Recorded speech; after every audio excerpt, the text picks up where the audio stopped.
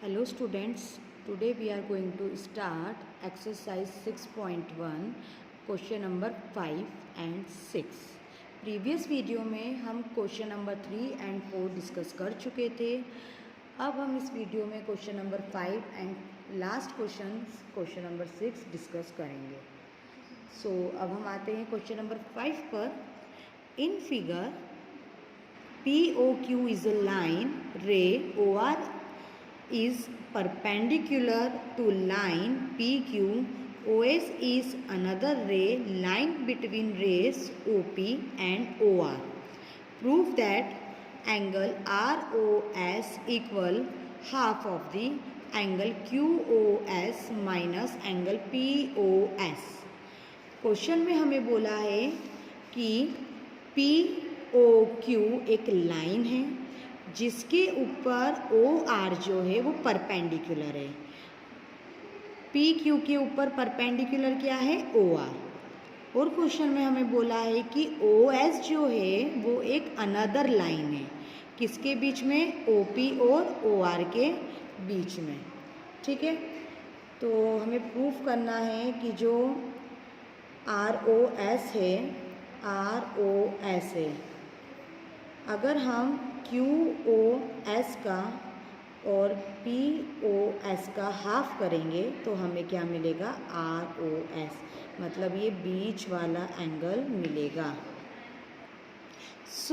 सबसे पहले हम गिवन में लिखेंगे कि हमें क्या क्या पता है. क्वेश्चन में बोला था POQ एक लाइन है, तो हमने गिवन में लिख दिया POQ इज़ अ लाइन. और क्वेश्चन में बोला था कि OR जो है वो परपेंडिकुलर है PQ पर, तो हमने लिख दिया OR is perpendicular on PQ. To prove में वो चीज़ लिखी जाती है जो हमें सिद्ध करना है, जो हमें प्रूफ करना है. तो प्रूफ क्या करना है? Angle ROS equal half of the angle QOS minus angle POS. Okay, अब हम प्रूफ पे आते हैं. तो सबसे पहले हम देखेंगे QOS. डायग्राम में आप देखिए कि QOS दो एंगल से मिलके बन रहा है. कौन कौन से? QOR plus ROS. अगर इन दोनों एंगल को हम प्लस कर देंगे तो हमें QOS मिल जाएगा. तो हम इजीली लिख सकते हैं QOS equal angle QOR plus angle ROS.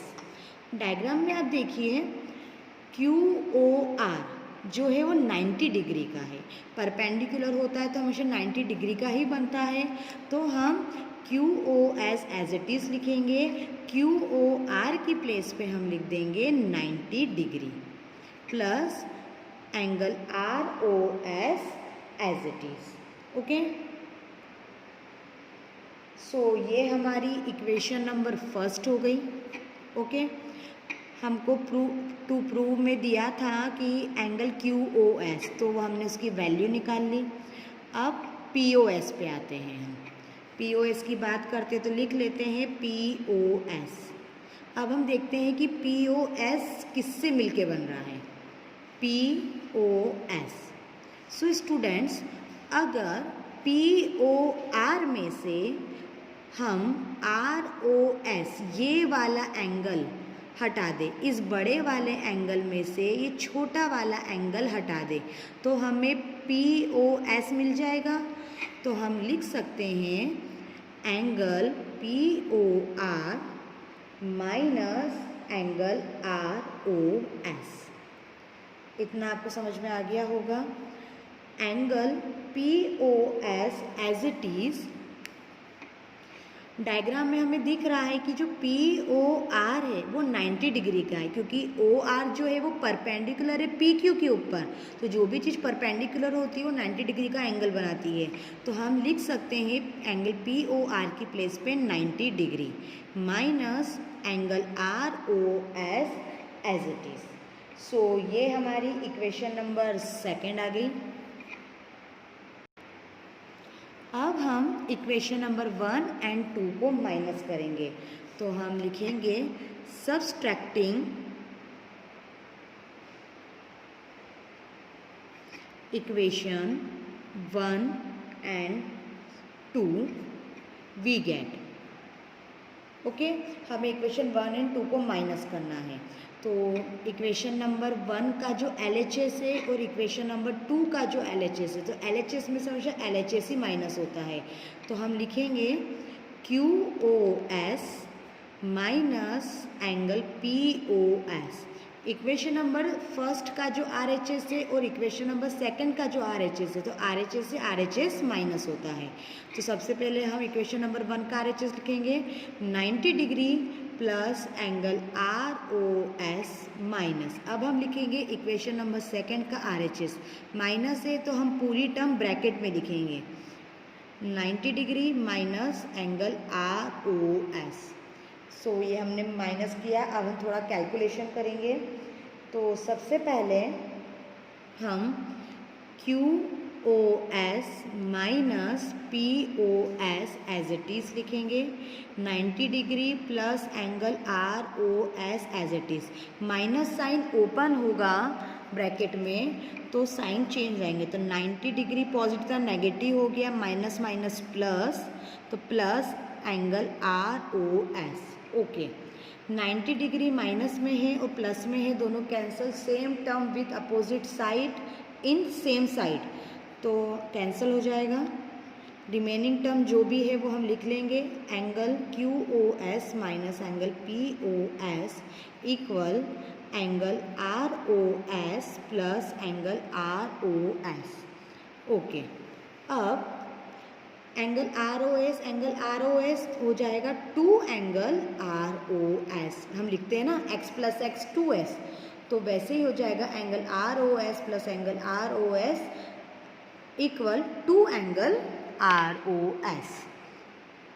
QoS as it is minus angle POS as it is.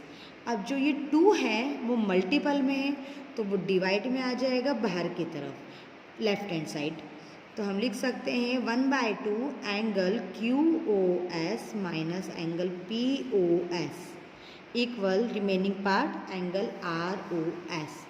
So student, ये हमारा यहाँ पे क्वेश्चन प्रूफ हो गया। तो हम लिख सकते हैं hence proof. So question number 6, it is given that angle XYZ equals 64 degree and XY is produced to point P. Draw a figure from the given information if ray YQ bisect angle ZYP. Find angle XYQ and reflects angle QYP। Question number 6 में हमें बोला है कि जो angle XYZ है वो 64 degree है। तो सबसे पहले हम XYZ 64 डिग्री ड्रॉ कर लेते हैं। तो ये X हो गया, ये Y एंड ये Z। ओके, ये हम ड्रॉ कर लेते हैं। तो ये 64 हो गया। क्वेश्चन में बोला है कि XY रे को अगर हम प्रोड्यूस करते हैं, मीन्स बढ़ाते हैं, कहाँ तक? P पॉइंट तक। ठीक है, बढ़ा दिया।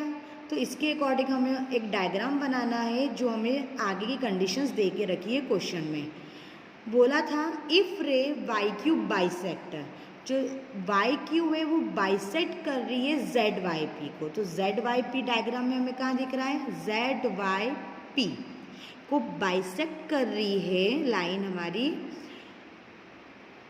तो यहाँ पे हम YQ डाल देंगे।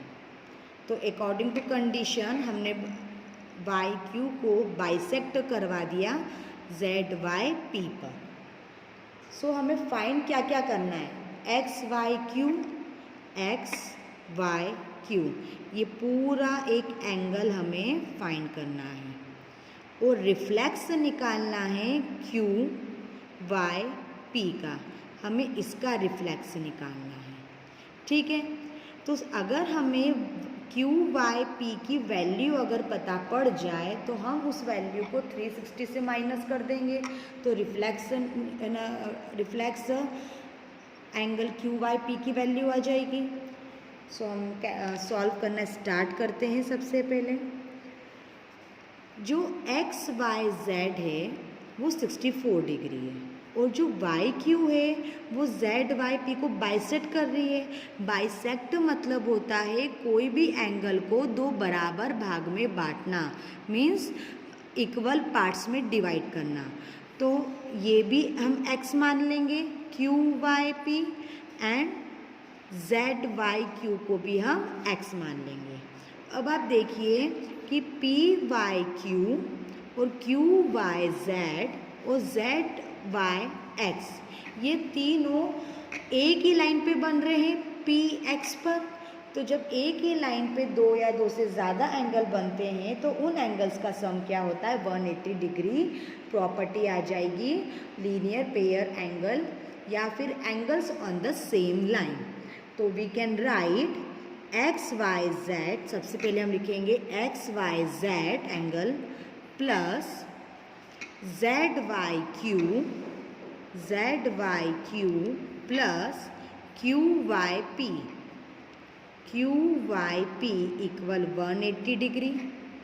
ओके, रीज़न हम लिखेंगे angles on the same line.